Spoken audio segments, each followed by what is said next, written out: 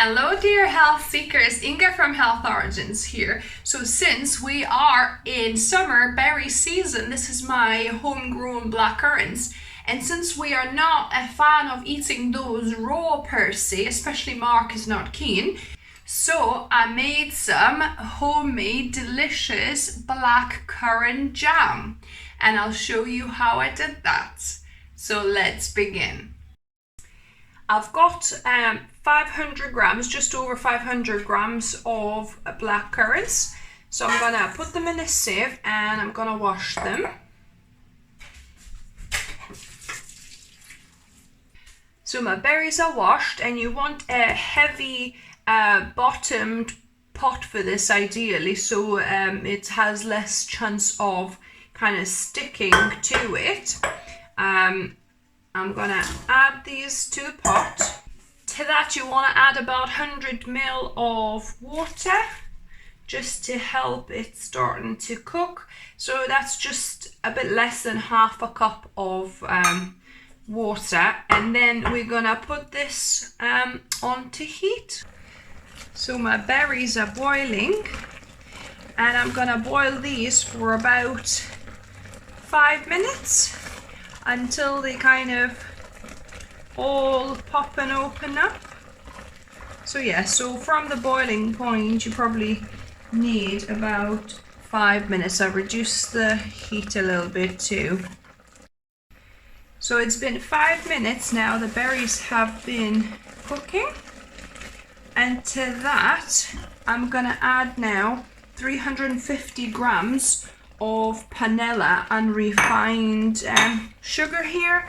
You can use whatever sugar you're using. I like the unrefined sugar because obviously it's healthier, it's got all the molasses intact, and I'm using less than what the store-bought versions normally would have. So they would have like 500, say like 50-50, so whatever amount of berries, the same amount of sugar.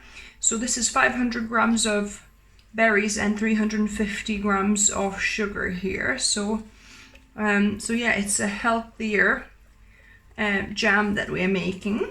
So I'm gonna dissolve the sugar and let it get to a boil. Oh, and I forgot, I'm also gonna add about a teaspoon of lemon zest here. So this is organic lemon that half a lemon that I've zested, about 1 teaspoon.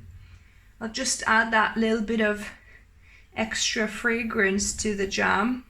So now my pot has gone to boil, and I'm gonna let this boil for about 10 minutes or until it reaches 105 degrees Celsius, or the setting point.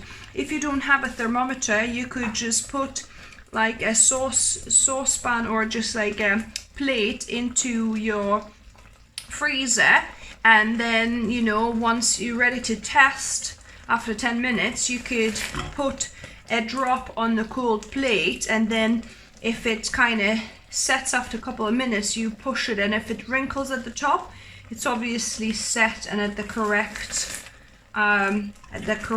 timing. So you could do it both ways.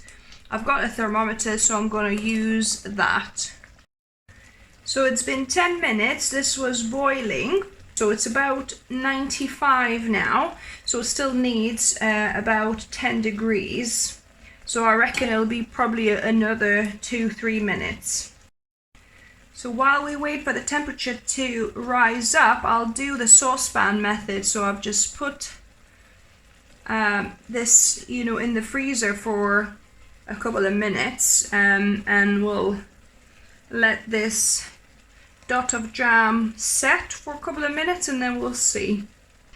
Oh, and I totally forgot, just you know, once I've taken it off the heat, I've got juice of half a lemon, so about 2 tablespoons of lemon juice, and I'm just mixing that in here just at the very end, and I'm gonna let this rest for another minute before we put it in our jars.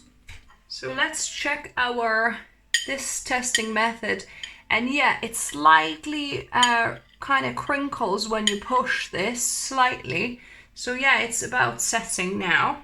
So what I've got 2 jars that I've disinfected with washing with warm water, bicarb soda, and then pouring boiling water to rinse it out. So these are now ready. I'm gonna just put this little funnel so that I don't get the sides, and fill these containers up. If your pot had a spout, you could even, you know, pour it with that. Actually, this is not the best ladle for this. I like using it more of a ladle because you get more jam this way, you fill it quicker. So yeah, just fill it up to the top.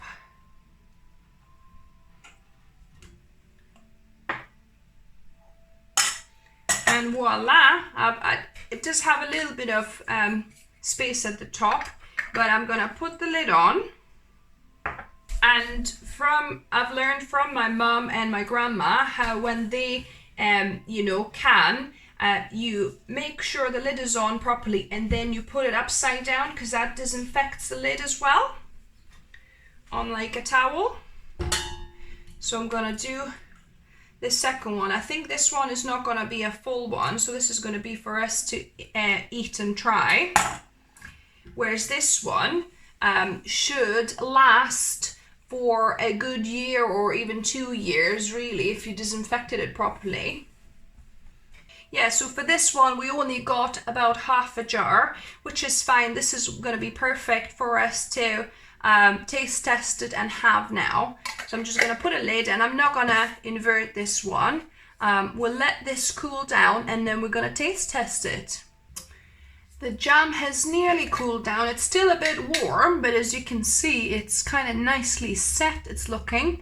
So I can't wait any longer. I made myself a couple of toasts here. And oh, look at that. Definitely is set. Wow. So just gonna look at this. It's got like a skin on the top almost, but inside, beautiful. Beautiful blackcurrant jam. Look at these, perfection. So now I need to taste test them. Now on to the taste testing. So this is that glorious jam, and it has set properly.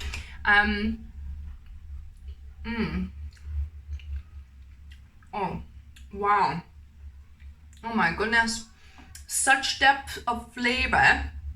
And it is sweet and sour, so it's perfect if you like your jams tart. However, if you like your jams kind of the more regular way, more sweet, then add another extra 50 grams of sugar. So to 500 grams of blackcurrants, add 350 to 400 grams. So if you like it sweeter, do 400 grams. If you like it tart, then 350, it's perfect. Oh wow. So, such depth of flavor, sweet and tangy, really, really nice. So yeah, so I made myself some toast with jam, and I'm gonna enjoy them with a cup of tea.